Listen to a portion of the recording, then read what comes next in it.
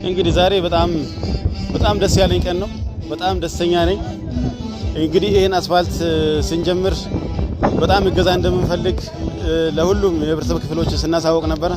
እንደ ዞን አስተዳደርም ለሁሉም ወረዳዎች ሲያሳውቅ የነበረበት ሂደት ነው የነበረው።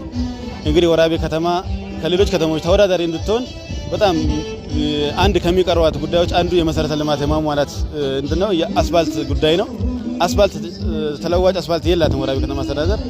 እንግዲህ ይሄን አስፋልት ወደ ተግባር ለማስገባት በጣም ብዙ ጊዜ ይታቀዳል፣ አይፈጸምም ነበርና በዚህ አመት በ2017 በጀት አመት ዳፍረን ጀምረናል። እንግዲህ አስፋልቱ የሚፈልገው ብር በጣም ትልቅ ነው።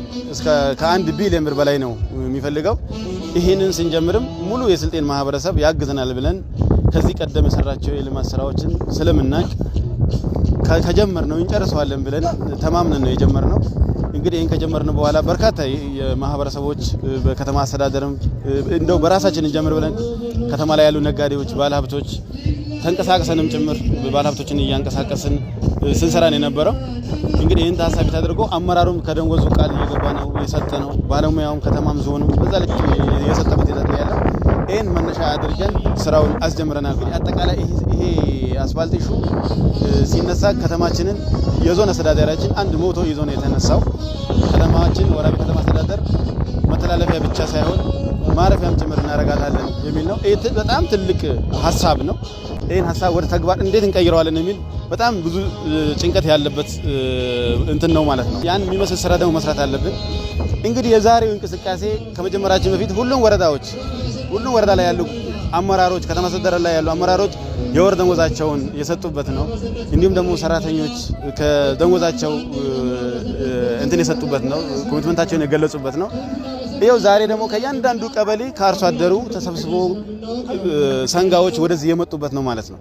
እንግዲህ ይሄኛው እውነትም የወራቤን መተላለፊያ ብቻ ሳይሆን ማረፊያም እናረጋታለን የተባለውን ማረጋገጥ የቻልኩበት ነው ማለት ነው ዛሬ። እኛም የዞኑ ማህበረሰብ በዚህ ልክ ተንቀሳቅሶ እየደገፈን ያለንበት ነው።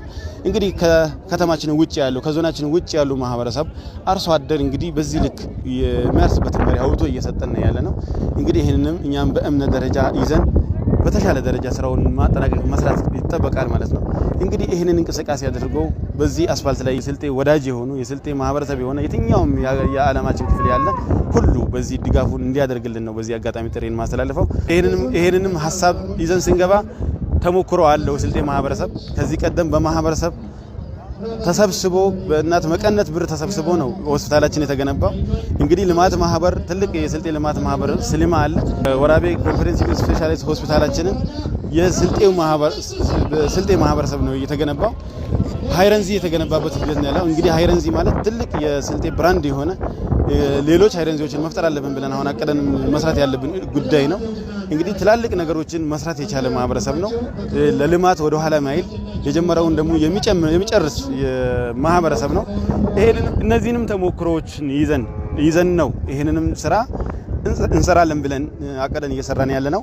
ይሄንን አጠቃላይ ለሰሩ ቅድም ላነሳዋቸው መጀመሪያ ዙርም ለሰራናቸው አሁንም እንደ አጠቃላይ እዚህ አስፋልት ዙሪያ ላይ እያዋጡ ላሉ የህብረተሰብ ክፍሎች እያዋጡ ያሉ ወረዳዎች ለዚህ ለፋቀና እያለ ያለ የሁሉም ወረዳ አመራሮች የዞን አመራር ታላቅ ምስጋና እንደ ከተማ አስተዳደራችን ምስጋና እናቀርባለን።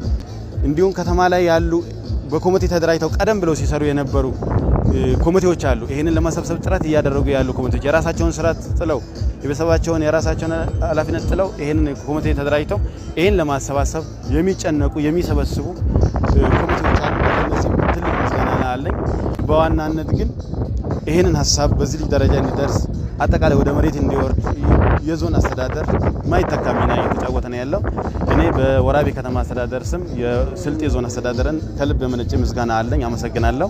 ይሄ አብሮነት ደግሞ ይሄ አብሮ መስራት ደግሞ አብሮ መንቀሳቀስ ደግሞ ከቀበሌ ጀምሮ እንደ ዞን በአንድነት ደረጃ የምንሰራበትን እድል በዚሁ ቀጥለን መሄድ አለብን። ዞናችን አንድ ደረጃ ከፍ ለማድረግ አንድነትን የመሰለ ነገር የለምና እቺ አንድነታችንን ማጎልበት አለብን ብዬ ነው ማስበው። አመሰግናለሁ።